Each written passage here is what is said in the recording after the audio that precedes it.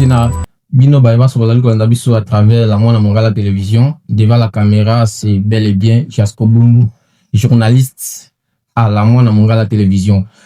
Touyei, effectivement, pour ça, la mise au point. Si, si, où ils allaient qui teni na grande salle, il y a Père Carlos, na 24. Si, ils ont eu l'obéla et Salemaki, na ba autorité, il y a Eddie NC Mongala D. Oyo wapi ezalaki revue annuelle de performance 2026 et sur ce il y a eu beaucoup d'intervenants oyo wapi moko na moko alekanaki pona kosala ba exposé mais ce qui a retenu notre attention état des journalistes il y a eu un intervenant oyo alobelaki les numériques et par là alobi selon ba proposition na ye que ba autorité il y a Mongala D ba mekako autorisé ba élève ba sale la téléphone na ba école ezala na ba exception té et par là tozwa ki ba déclaration ba intervention ya bato ebele oyo wapi les uns étaient pour et les autres étaient contre et néanmoins toyé loko les ali et loko oyo toki kokuma on na kiso mon côté parce que na mokile c'est to kopiaka makambo malamu quand même. Et jusque-là, il n'y a aucune loi qui autorise ou soit interdise les téléphones, l'utilisation des téléphones dans des écoles. Mais néanmoins, mon bel pour épaissi, beaucoup la cas, ou soit beaucoup dans chaque école, va établir règlement d'ordre intérieur pour utiliser le téléphone. C'est pourquoi la Mwana Mongala, avec son équipe, tout le monde n'y touche pas qui tout le inapercité. Avec les déclarations, il y a batonyon so basala ki nakati ya salle, nakati ya revue annuelle wana, nakati ya basis wana, toyei to mekaimpe kumonisa, chacun avec son extrait, chacun avec son intervention, et puis toyo kabino, toyo kaba proposition na bino, oyego eko sungape NC Mongala D pona ko avase. Alors talatina biso toyei, est-ce que c'est important que ba élève basale la téléphone na kati ya salle?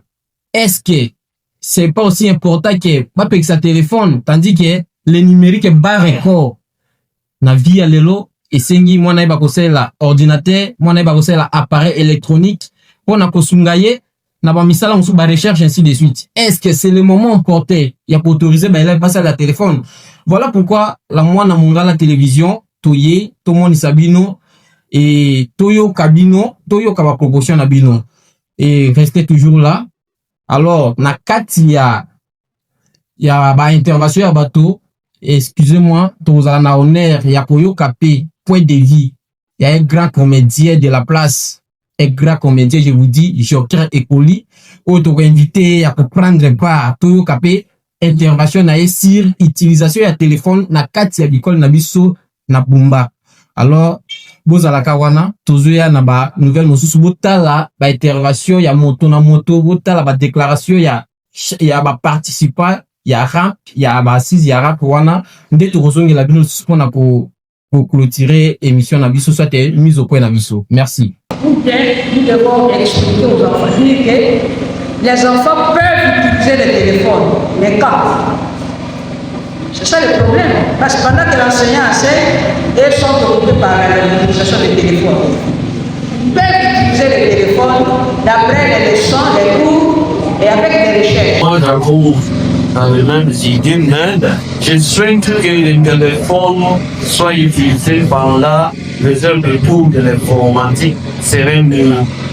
Sinon, ça va devenir ce que les microcons va dire là. Merci beaucoup. Plutôt réagir pour les recommandations des enseignants. On ne peut pas se limiter seulement à l'informatique. Parce que toutes les sciences sont importantes pour la recherche. On ne peut pas faire seulement les recherches sur l'informatique, mais on doit aller à tous les domaines. Moi, je peux seulement dire que l'informatique peut être considérée comme un support, comme une aide qui nous fait entrer dans d'autres mondes. On ne peut pas faire l'informatique pour l'informatique. On fait l'informatique pour bien connaître d'autres histoires. Et l'informatique nous donne l'accès des découvertes, l'accès des recherches, l'accès de beaucoup de choses. C'est ce que moi je voulais dire. Alors, empêcher les enfants à consulter l'informatique, pour moi vraiment c'est un péché. Quand cet enfant doit avoir le téléphone à l'école, on doit suivre conformément au règlement d'ordre intérieur de l'école. On peut ajouter qu'il doit utiliser le téléphone au moment du cours tel c'est dénommé. Oui, pendant les leçons, on a des travaux dirigés, on a aussi des techniques qu'on donne nous a. Si on peut peut-être déterminer que les élèves ne peuvent utiliser le téléphone pendant l'été et aussi les travaux dirigés, ça sera une bonne chose. Merci. Moi, je pense, à mon avis, il faudrait plutôt organiser des cyber dans les écoles. C'est-à-dire l'informatique à l'école pour les élèves.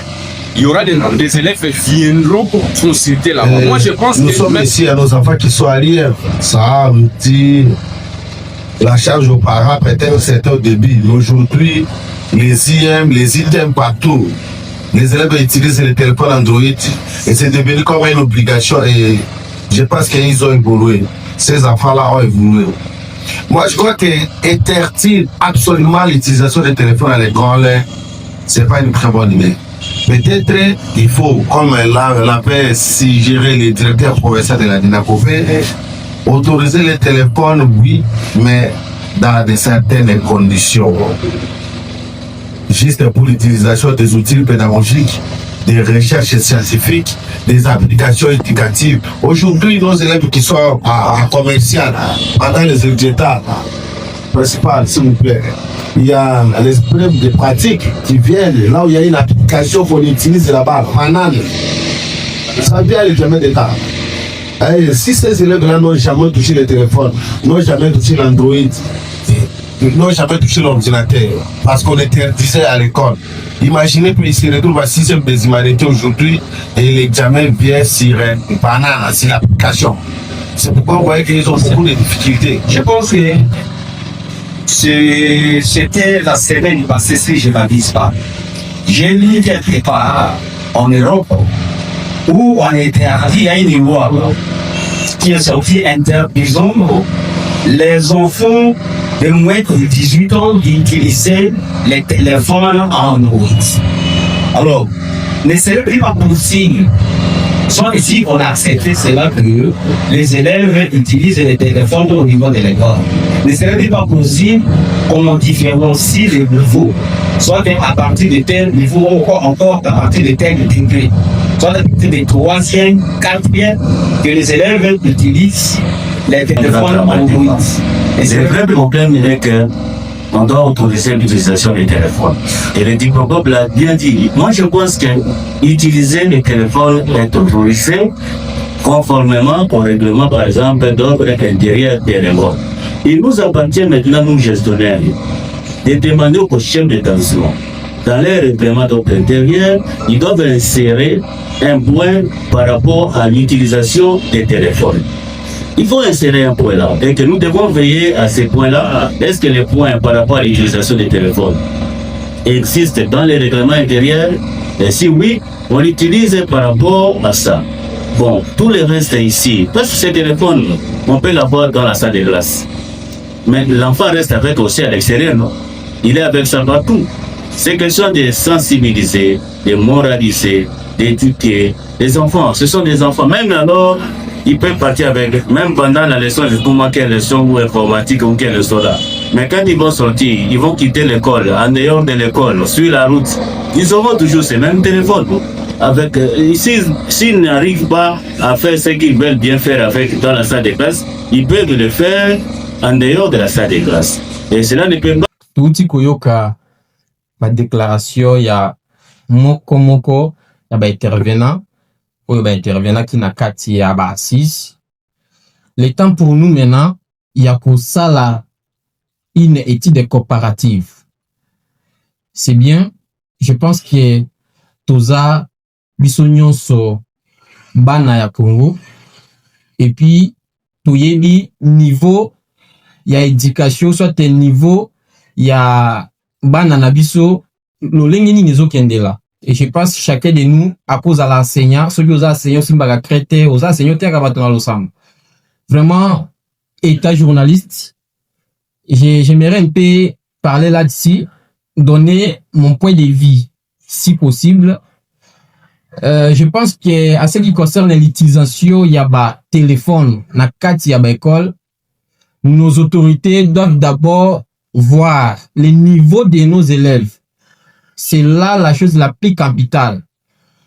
Est-ce que ceux qui téléphonent les lots autorisés à mon akati à l'école nabiso et qu'on dîner façon ya bana travailler bana ba comme trop distraité to yebi et to moni awana bumbeza na école moko oyo et autorisa ba élève ba ça la téléphone mais néanmoins ba élève ba longoli téléphone wana sens oyo ba ko sala on prend na ba recherche on a ko enrichir soit des servants na bango ba commission on a ba utilisation moko oyo tozo assister na ba scène moko to ikoloba yango te. Et est-ce que kozala na désavantage pour na bana biso te? Est-ce que bana na biso ba posala na téléphone na lodengi malamu et ko memela bango distraction te? Voilà pourquoi la place revient maintenant à tous nos internautes. Il y a qu'à placer ma commentaire na bino sur ce point parce que moi je vois que qu'autoriser bana ya école primaire pour saler la téléphone c'est un danger. Et par là je vous enseigne que la formation de nos enfants et qu'elle a vers les chaos. Je pense que na ba niveau tozanango qu'est-ce que nos écoles soit nos autorités doivent faire. Je pense na kati ya déclaration de Bolandi wana il y a un papa qui a fait son intervention oyo wapi et ça lui bien kolobake ba école esengi plutôt et tonga ba laboratoire informatique oyo wapi soki eza na cours moko zo cadrer sur la pratique ou soit des recherches ba travail dirigé ba memi ba na laboratoire et là ba kozala na moto moko kozala wana pona ko kengela bango ko lakisa bango ko diriger bango comment ba ko sala ba appareil wana mais ko tika bana ke ba kotaka na ba appareil na ba kati ya salle ba sala kango au vu de tout le monde pendant que l'enseignant enseigne soit que les élèves utilisent les téléphones. C'est un danger pour nos enfants, c'est un danger pour la formation de nos enfants. État préparé, état enseignant ngai lokola enseignant na ko ndimate ke biloko wana sala na motindo wana mais néanmoins et ko senga par laboratoire informatique ezalo soit soki un enseignant après si travail moko quelqu'un qui est nécessité nécessairement téléphone et là on peut autoriser les élèves à utiliser les téléphones.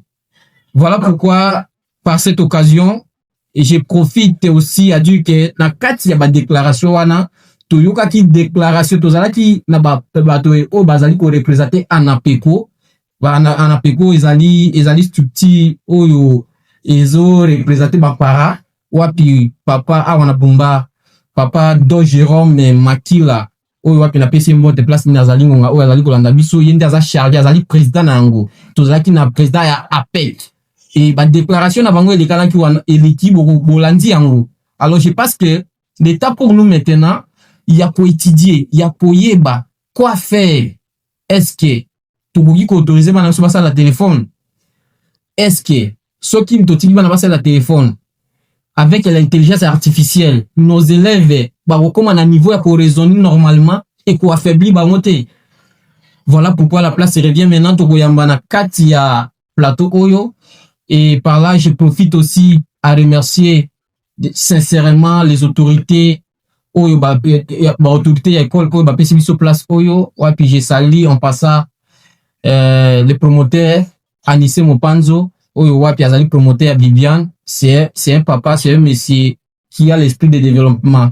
En attendant que l'état salaka il a tongi loko ya kitoko wapi ba yambi biso na Bibiane ba servi biso une salle de classe to sali et loko oyo na pesi papa Anissé Mopanzo mbote promoteur ya Bibiane na pesi cordon ya papa Anissé Mopanzo cordo azo coordonné ba misala Anissé Mopanzo na pesi mbote na pesi préfet des études ya Viviane Konzakani et puis na pesi Tigre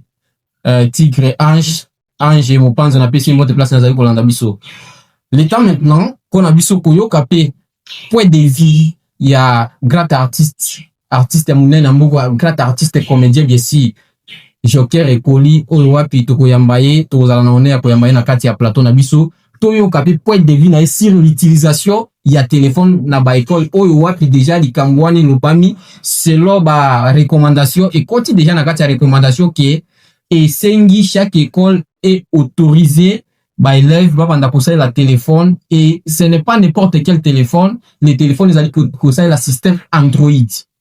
Et il y a d'autres mamans, il y a Fadae avait dit ça c'est pas alourdir les parents encore une fois de plus. Est-ce que tant où déjà papa Zalina est capable de pour 6 frais scolaires 5 000 école.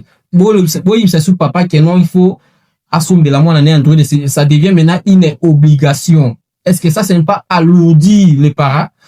Et voilà pourquoi Tozo Yamba Joker Ekoli. Merci. Et comme je viens d'annoncer, nous serions ensemble avec Joker Ekoli.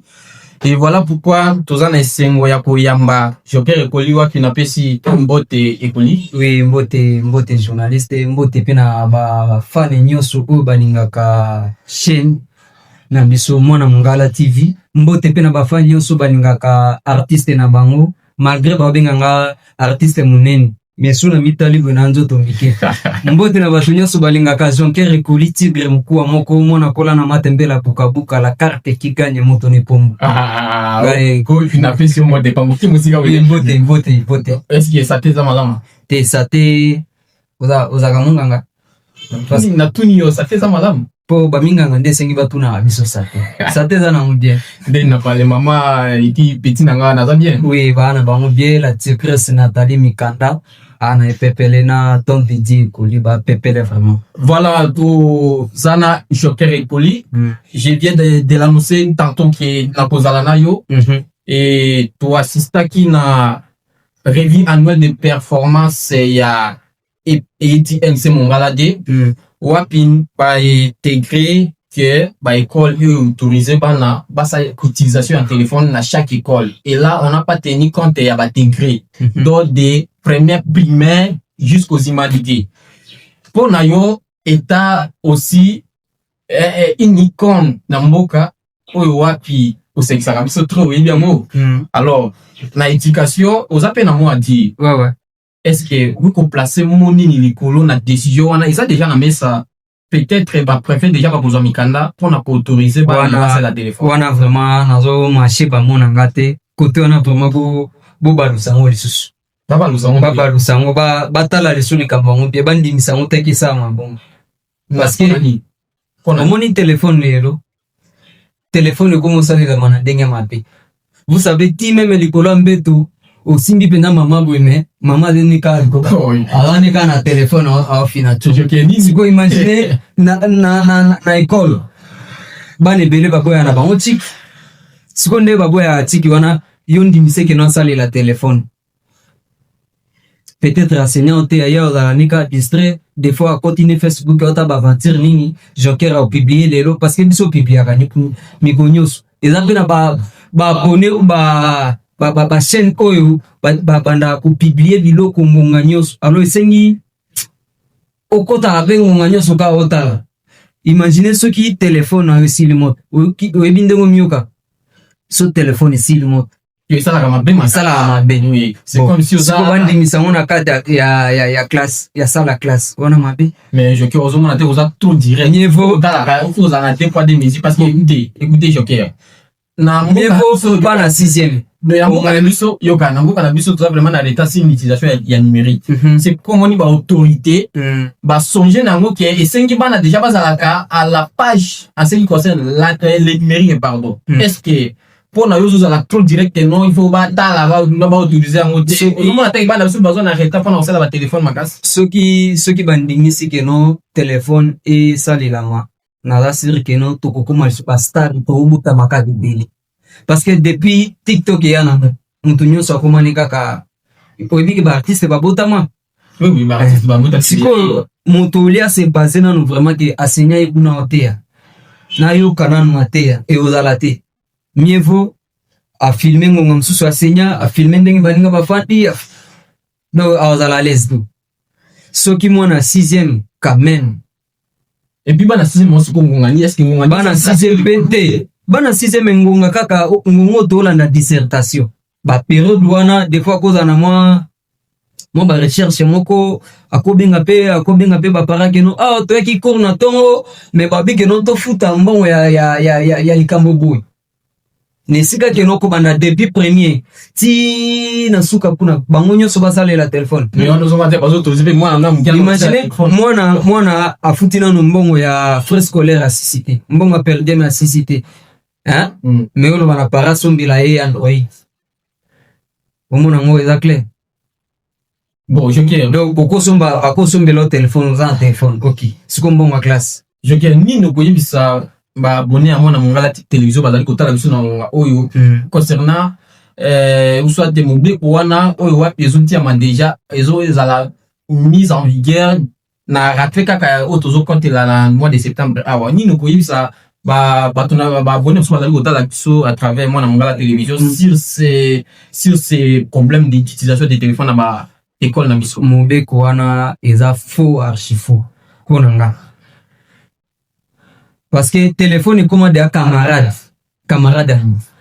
alors élève camarade ni singi zande bi kai mambo ya kumaka ndatanga on a eu moni que so ba autoriser téléphone comme distraction totale mama ngwa distraction et comme mama ngwa distraction yo tala ke oyo tala mutu na yo tala yo poto solola na yo ngana ya jasko kuna kutotozana biso bien mais olianga na kipe nga na kipe te moto sana bato bazana lopa mo me ba na te me also ba yo bona na téléphone na et comme la même ngango msusu na madame na ndaku ya fandili occupé ba tourner na Facebook ngape na occupé ka ba na concentrer ba contenu ni na publier donc bo mona mso olela nzala muto occupé mona zate bon sifuna na école